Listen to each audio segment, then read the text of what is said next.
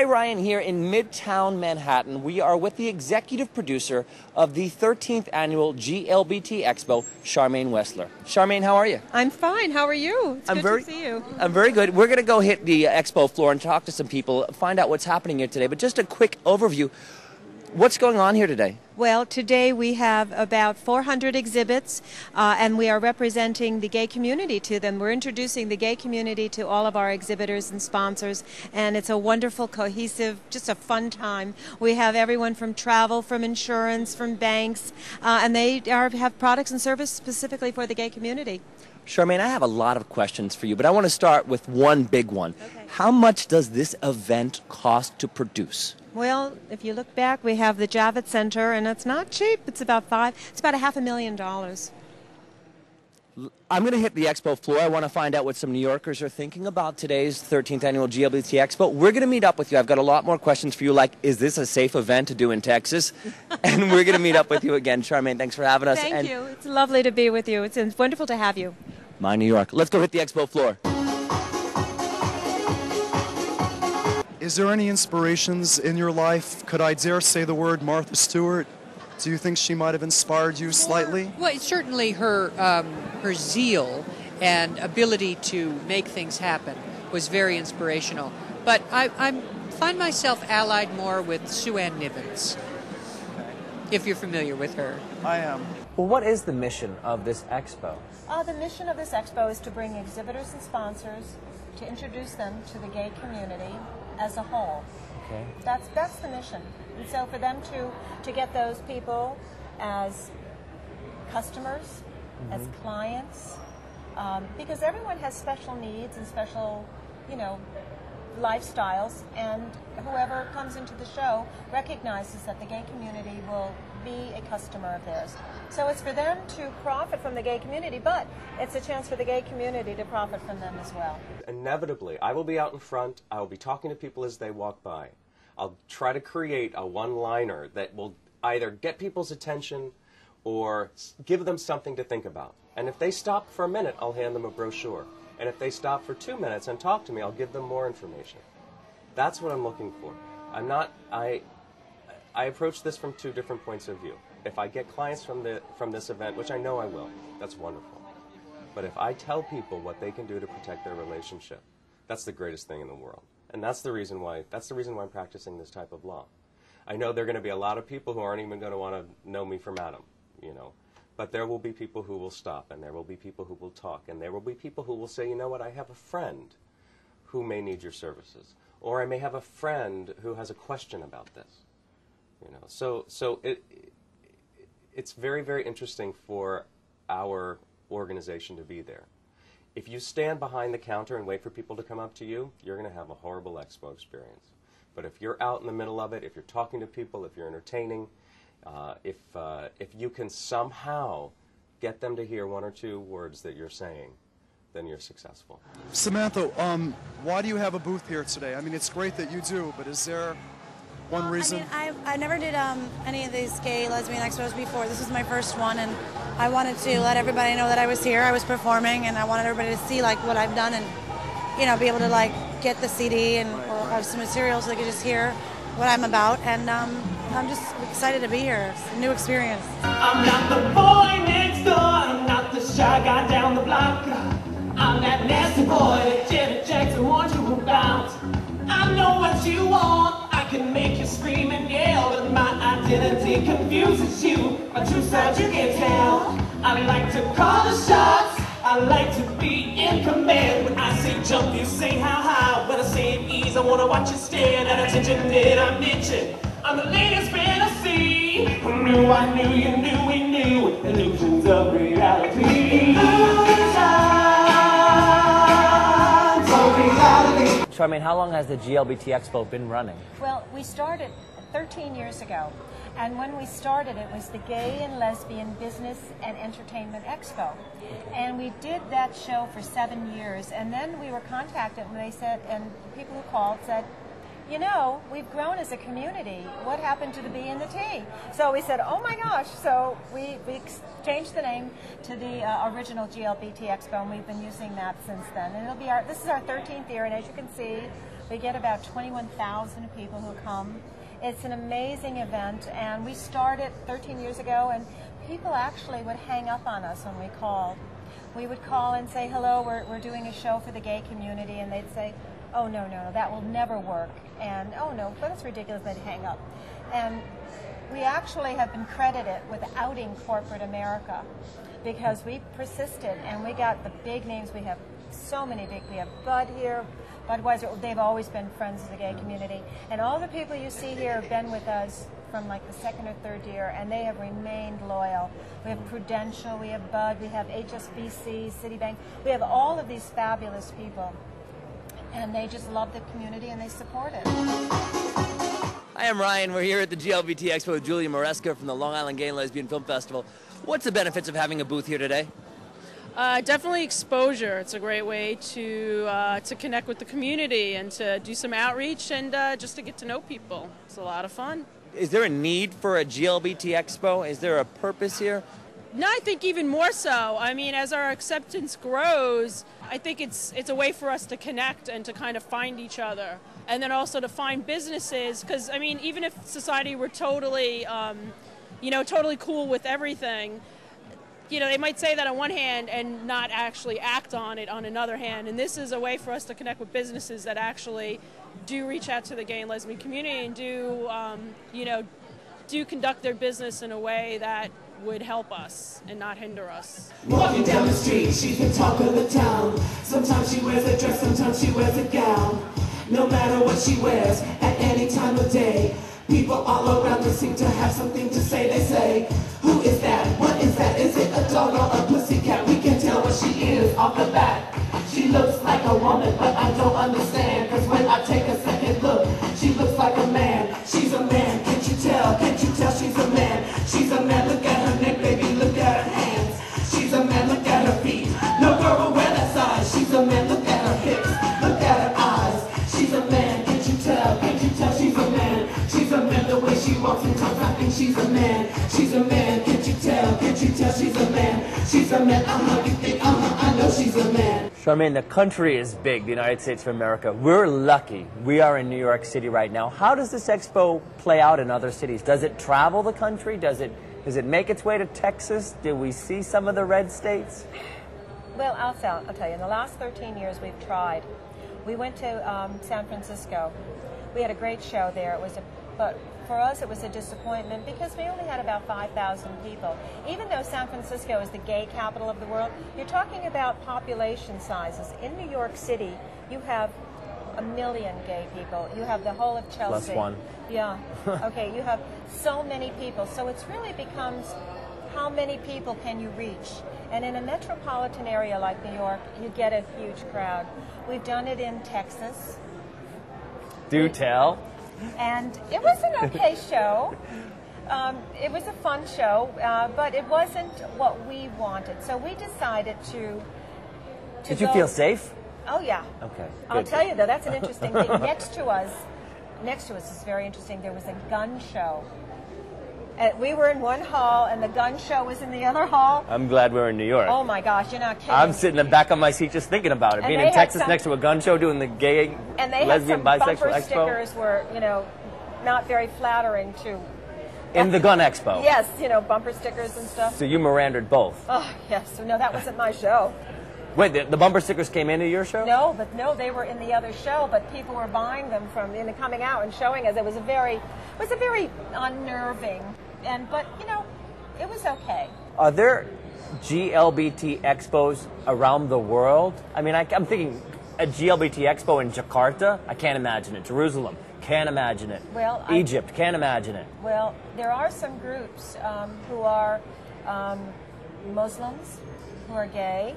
They've contacted us.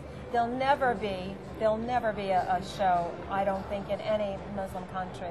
But certainly in Israel, there's a show. There's been an LGBT expo in Israel? Yep. Okay, great. Okay, but I think that's where you're going to see it in Israel, which is a very, progressive. The other New York. Yeah, it's a progressive But what about country. like India, South Africa? Well, everyone, it's interesting, there are so many GLBT groups from all over the world. And Europe, I'm sure I know there's shows in Britain and probably Holland. We actually get people from 38 states and 33 countries at this show. We have people who do travel, they do come in, they contact us by internet. I hear from all over the world. And you're going to see it in Western Europe, but I don't think you're going to see a lot of it in Muslim countries, or, it's just not going to happen. Not yet, or not going to happen? Well, a Muslim GLBT Expo. Oh, yeah. Well, I don't know. Cool they fabrics, don't. I don't different think food. Oh, yeah, it'd be fun, wouldn't it? I'd go. I don't know if it's ever going to happen. Now, would you feel more safe in Texas or in a Muslim country in an LGBT? Yeah, Texas. In Texas. Been there, done that. Yeah.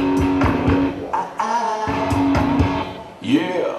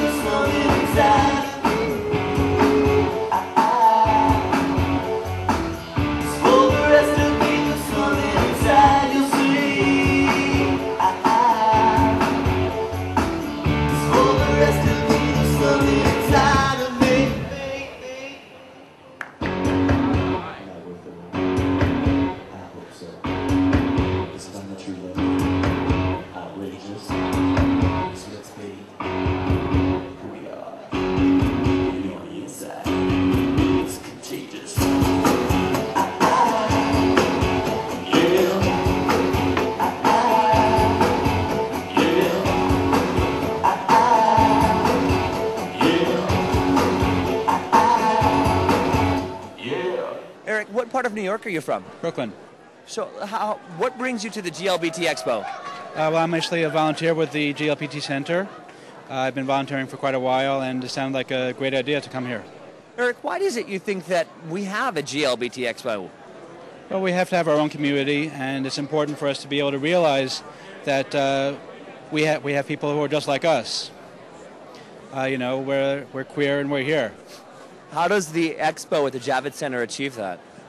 Well, I think it just shows the community that we are a force to be reckoned with. We're people that the general public would like to talk to and would like to have involvement with. I mean, you see Time Warner Cable is over here, and all these other companies, Wachovia, Washington Mutual, they all want our business. So it really shows the community and shows the world that we're not somebody to be left in the closet. We're somebody who really is out and should be around. Sharmayne, where are you from? I'm from Connecticut. You're from Connecticut? Yeah. So what is your New York then? I mean, are you subway person, a Metro North, a bridge person? I'm a twice a month person, driving in 2 hours, 2.5 hours. We come into the city a couple times a month. So when you're here, what is your New York? I just love the pace of it. I love the restaurants. My New York is having fabulous dinners, wonderful wines. If I want to see a show, if I want to go to a museum, if I want to get something very cultural, if I want to go to the Liberty Island, the statue, or go to Ellis Island, there's so much to do in the city. I just love New York. My New York, yes, like you said, it's the Hamptons and Manhattan, but I love New York because it has the best energy. And when I need to get away, I go out to the Hamptons. When I want action and I don't want to be bored and I get bored, I come to the city, and there's always something to do, and there's always people everywhere, and there's people on the streets at every hour of the day, and it's just, you can feel the energy as soon as you get here. So I can't leave New York for too long.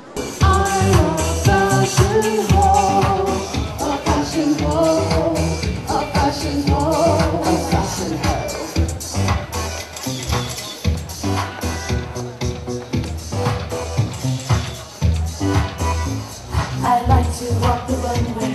I go to every show. I love to read Vogue magazine. J'adore Dior. I like to photo shoots. I live for Prada boots. Some say I am a clown. When they see me at a party downtown, I'm a hoe, a fashion hoe, a crazy hoe, a fashion hoe. I am a hoe, a fashion hoe. I gotta go. I'm a fashion hoe.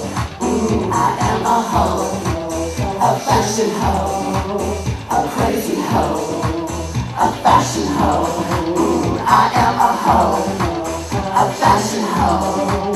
I gotta go. I'm a fashion hoe. Joanne, what brought you to today's expo? Oh, I was working the loft booth today for a while, and I also came to catch all the excitement. Now, Joanne, you came here to catch the excitement. What's exciting about today's GLBT Expo?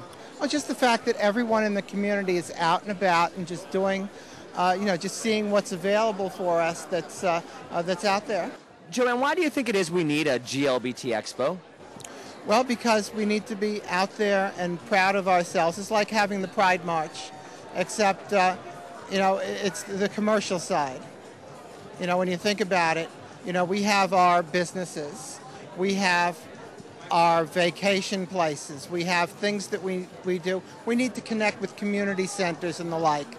And one way of doing that is to come here and see what's out there. I had so many people coming up to the loft booth saying, gee, I live in Westchester, I never heard of the loft.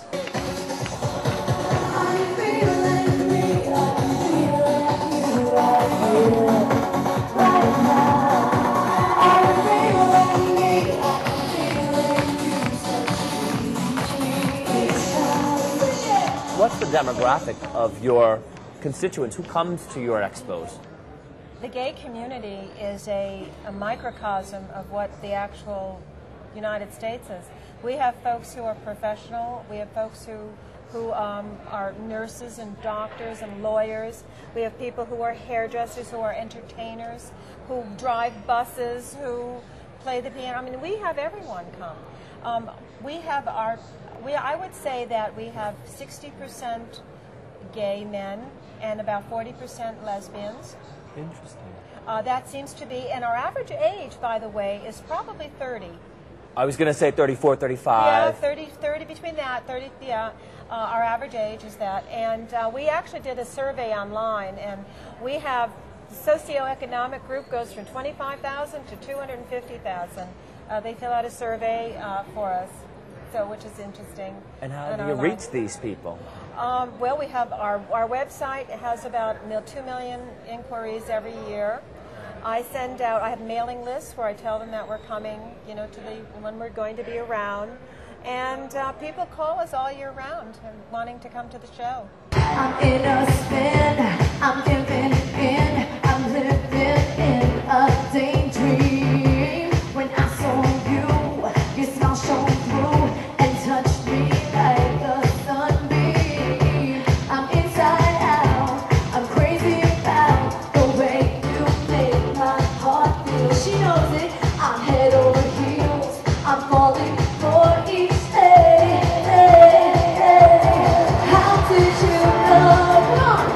Hi, Ryan here with My New York. We're in Midtown Manhattan with singing sensation Gina G. Gina, where is it you're from?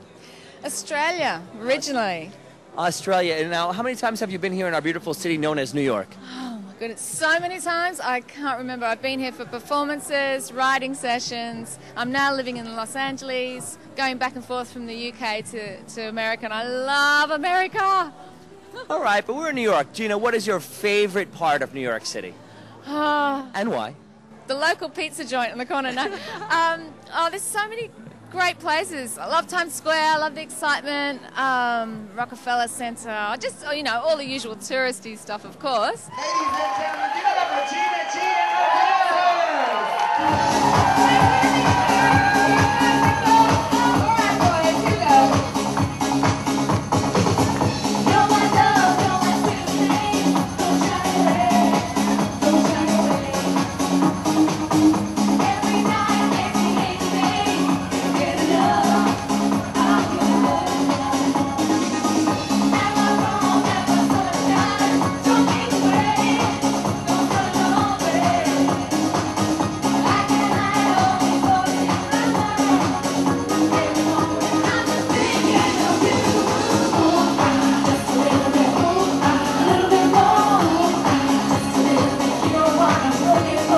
How did you get to perform today here at the Jacob Javits Center in Midtown Manhattan at the LGBT Expo? How did this come to be, and what was this experience like for you? It was a great experience. I love doing events like this. It's always going to be a great reception.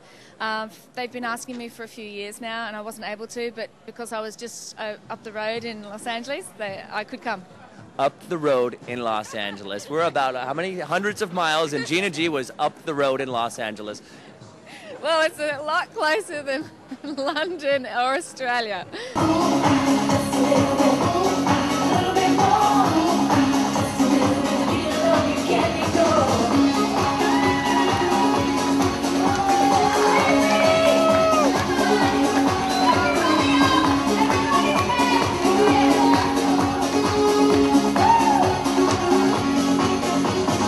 How do you use being a gay role model, because you have a humongous gay fan base, LGBT fan base, how do you use that as a positive impact on the world? Because you must be aware that you have a large LGBT fan base. Yes, I'm aware, and I'm really, really grateful for it. And also, I think it's because of the music. It's very uplifting, and we need more uplifting music in the world. Let's have a good time here. That's what pop music's about.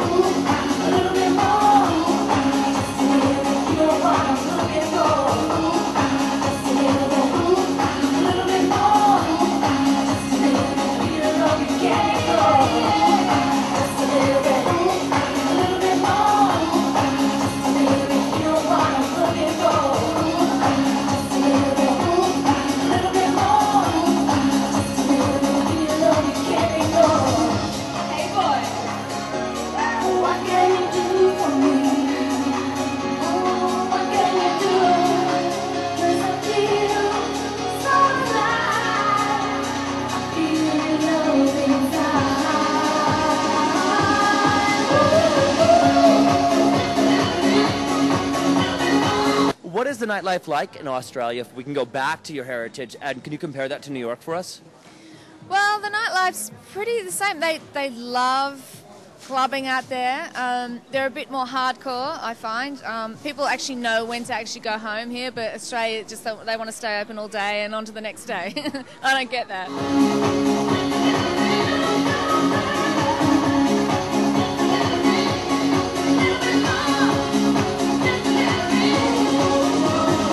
Where have you performed here in New York City other than in Midtown here at the Jacob Javits Expo Center? Where have you been your stomping grounds in our big city? I did many years ago. I have done a lot of clubs here. If you ask me the names of them, I'm not going to be able to tell you. Gina, what are the names of the clubs you performed at here in New York? I remember Twilo, I did that. Okay. Tonight I'm doing Splash. So, and I've heard that's quite a great club, so I'm looking forward to that.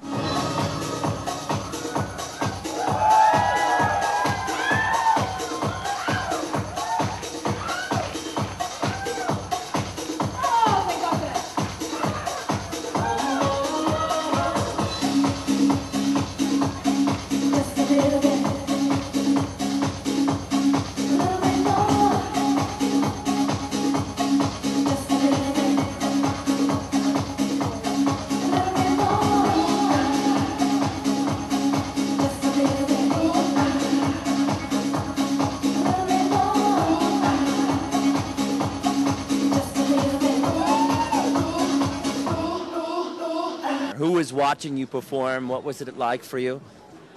Well, there was a lot of people here, and it was a great response. Just all, you know, everyone that's walked through. Obviously, there's a lot of. I think there's about 20,000 people come through in 2 days, and you know, a lot of people who have got events, you know, coming up, and they're like straight up to me in rehearsals. Can you do Pride in Connecticut? You know, I'm like, yes, I will.